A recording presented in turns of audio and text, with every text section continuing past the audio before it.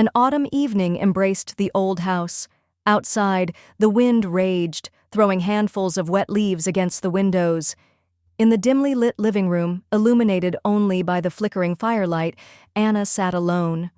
She was 29, slender, with long chestnut hair that she had casually tied up in a high ponytail. There was a certain restrained beauty about her, usually warm and full of humor, but tonight, her eyes seemed distant, filled with quiet sadness.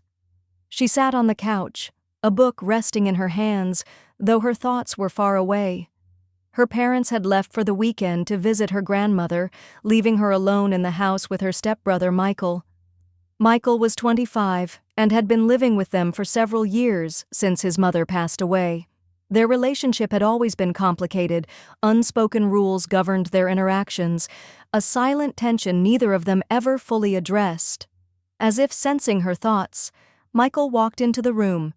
He was tall, broad-shouldered, with dark hair and piercing gray eyes. There was always a certain self-assurance in his stride, something that occasionally irritated Anna. Holding a cup of tea in his hands, he glanced at her with his usual evaluating look. "Can't sleep?" he asked, his voice slightly hoarse from a lingering cold. "Just reading," Anna replied, without lifting her gaze from the book. "What's so interesting?" Michael stepped closer and sat down beside her. Too close, she thought. Instinctively, she shifted away. "A novel," she answered curtly, avoiding his eyes. "Ah, I see," Michael smirked, taking a sip of his tea. "Let me guess. Love, suffering, and inevitable heartbreak." Anna didn't respond. She was used to his teasing about her sentimental book choices. Normally, she would have ignored it, but tonight, for some reason, his sarcasm irritated her more than usual. Then, Michael suddenly changed his tone. His voice dropped lower. "You know, you're really beautiful." Anna's eyes widened in surprise. It wasn't like him to say something like that. "Thanks," she mumbled, feeling a sudden warmth rise to her cheeks. Michael turned toward her fully, his gaze heavy and unrelenting. "I've always noticed," he continued, "but I never had the chance to say it." A strange, uneasy feeling stirred in Anna's stomach. She tried to dismiss it as exhaustion, the weight of the evening settling over her. But something in Michael's voice, in his eyes, told her this was different. He reached out and brushed his fingers against her cheek. His touch was warm, firm.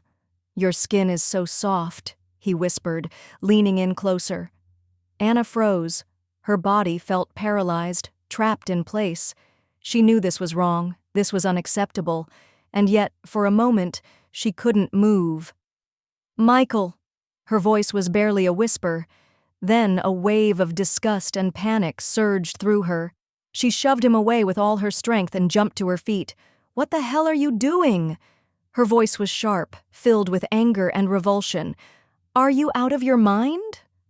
Michael stared at her, his expression a mix of confusion and something else, something unreadable.